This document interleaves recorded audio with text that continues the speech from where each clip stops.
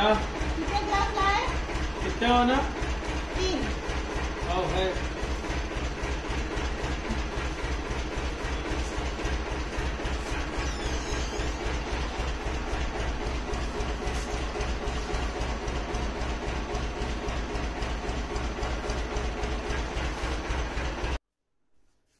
Morning నేను పనమ్మ వెళ్ళిపోయిన తర్వాత వంట అయిపోయి అంత అయిపోయినాక చెరుకు రసం స్నానానికి వెళ్తున్నా చెరుకు రసం అతను వచ్చిండు.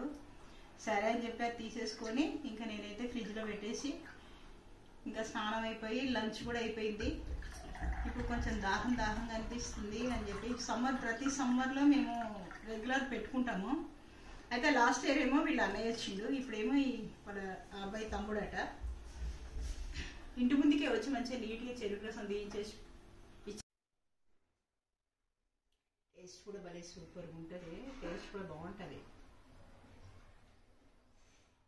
ఎందుకంటే మనం బయటకి తీసుకుంటే అక్కడ రష్ ఉంటుంది, రోడ్డు పైన అంతా ఇవి ఉంటుంది కాబట్టి ఇంటి ముందర అయితే నీట్గా పిల్లడు మనం నిల్చొని చెప్పినట్టు చేస్తాడు. చెరుకు పెట్టేసి తీసి మళ్ళీ అందులో మనం కొంచెం అల్లం ముక్క మళ్ళీ అదేమంటారు నిమ్మకాయ పెట్టి మన ముందే తీసుకొచ్చి ఇస్తాడు.